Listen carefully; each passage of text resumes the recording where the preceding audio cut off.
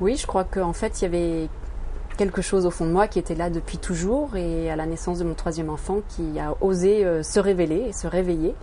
C'était vraiment cet attrait pour le naturel, pour le bien-être et pour tout ce qui est vraiment ressources, qui est pour moi la terre. Et vous avez mené tout de front les études, les clients, les enfants, enfin voilà, donc ça n'a pas dû être facile. Non, c'est vrai que c'était pas facile, mais je crois que dans ces cas-là, quand on trouve l'idée, c'est comme un raz-de-marée en fait. Hein, c'est une passion et ça vous porte. Voilà, et ça vous porte et il n'y a plus rien qui peut vous arrêter. Quand on a une bonne idée, eh bien on peut faire. Quand on veut, on peut.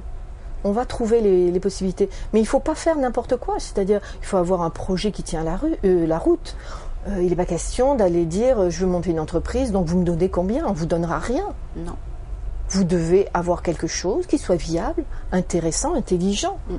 Et on y va. Et il y en a tous les jours qui le font. Hein. Ça aussi, c'est une idée reçue que de se dire qu'on a une idée.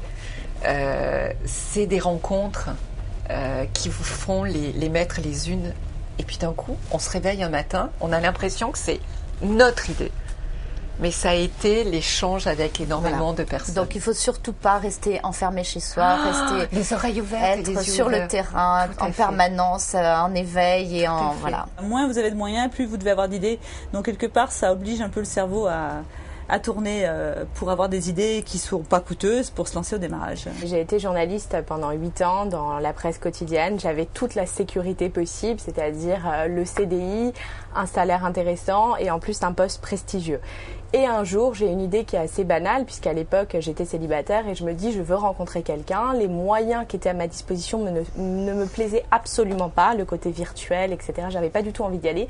Et j'ai commencé à l'époque à réunir chez moi, tous les dimanches soirs, des personnes que je ne connaissais pas pour manger des pâtes. Et ça a fini par marcher. J'ai rencontré quelqu'un qui m'a dit, écoute, il est évident que si tu veux qu'on ait de l'avenir et qu'un jour on s'installe ensemble, il va falloir arrêter ces dîners du célibataire du dimanche soir. Et ça m'a pas plu. Je lui ai dit, notre histoire va partir très très mal si tu commences à me dire ce que je dois faire. Il m'a dit, je sais pas, trouver une solution. J'ai dit, ok, je vais créer une boîte. Depuis le début, on m'a toujours dit, ne fais pas le dimanche soir personne ne sortira. Ne fais pas des pâtes, les femmes sont tout le temps au régime. Ne fais pas ceci, nanana. Et à un moment, si vous écoutez tout le monde, vous ne faites faites plus rien. Voilà. Donc à un moment, il faut dire non, moi je crois à mon projet parce que c'est mes valeurs. Est-ce que les gens vont correspondre? On verra, mais au moins je teste. Et faire la girouette tous les matins, à refaire son business plan, à refaire ses objectifs, juste en écoutant, on s'en sort pas. Vous avez une intuition de toute façon quand vous êtes entrepreneur, sinon vous le faites pas.